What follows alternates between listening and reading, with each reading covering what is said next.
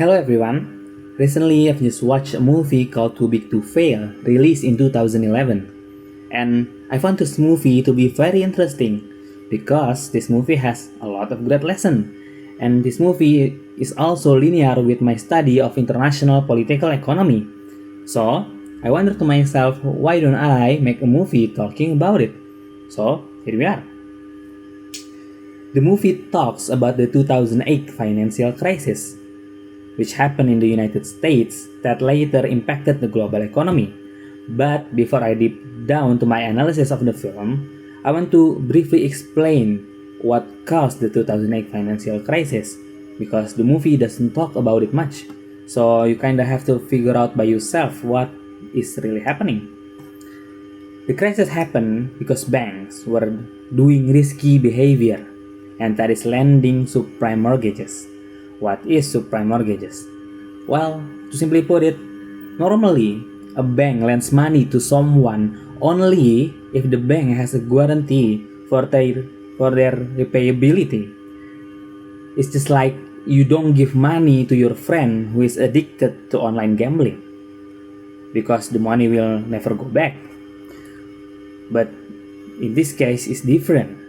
So, according to Cornell Law School, a subprime mortgage is a subprime loan used as a mortgage to buy property, such as house, that is made available to borrowers with low credit scores, meaning that the risk of default is higher than lenders with better credit ratings who are entitled to receive prime mortgages.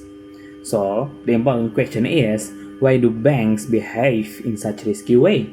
Well, we should think that the bank is a business firm, not just your own personal storage. And like other firms, the bank will try to gain as many benefits as they can get. The subprime mortgage, although have a high risk for default, but the interest is much more interesting. The interest is not fixed, it is rather based on the market. So the more people buy property, the more people invest in it. The more people invest in it, the higher the price will be. The higher the price, the higher the interest will get. So, you can say that the bank got a little bit greedy. And you can see how this greed ends in the movie, how chaotic 2008 were. This is what happens when you let the market move and operate freely without the involvement of the government, introducing you liberal interventionists. So, there are two major opinions between liberal scholars regarding how the market and government should move to reach economic goals. Liberal orthodox and liberal interventionists. Liberal orthodox like Friedrich Hayek and Milton Friedman suggest that the market should move freely without government intervention or involvement. This kind of system has America adapted since the Ronald Reagan administration. On the other hand, liberal interventionist believes that the government should regulate the market so that it can get the best economic output. Because as we can see in the film, how the free market ended up in a crisis, and in the end, the government were forced to help by bailing out Bear Stearns, but not Lehman Brothers, which I explain later on, and then give injection to AIG, and then create Troubled Asset Relief Program, TARP. All of this just to help the situation, the economy, the national economy. And this is why I really like liberal interventionist idea to explain the situation. Keynesian economic or liberal interventionist first came up after the Great Depression in 1928, which is another crisis. We can see that the history is repeating itself. Yet America doesn't want to learn. The banks were doing everything to make money.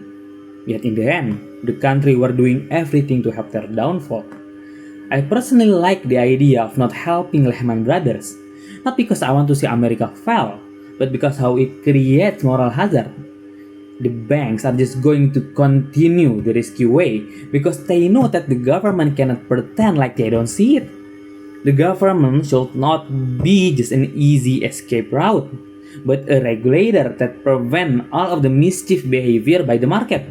Government should be an active player that boosts the national economy, not just a substitute that watch from the bench. So that's all from me.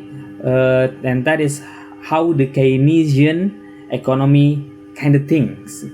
I hope there are some lessons that you can take, and I see you guys later. See ya.